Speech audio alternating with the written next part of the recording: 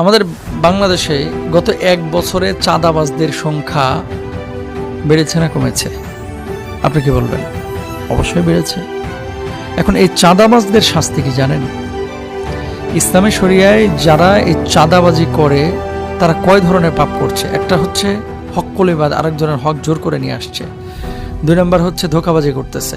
তারা অনেক সময় বলে যে সিটি কর্পোরেশনের চাঁদা, বাজার কমিটির চাঁদা, টেম্পো স্ট্যান্ডের চাঁদা, তারপরে রিক্সা স্ট্যান্ডের চাঁদা, বাস স্ট্যান্ডের চাঁদা। ধোঁকাবাজি করতেছে, মিথ্যে কথা বলতেছে।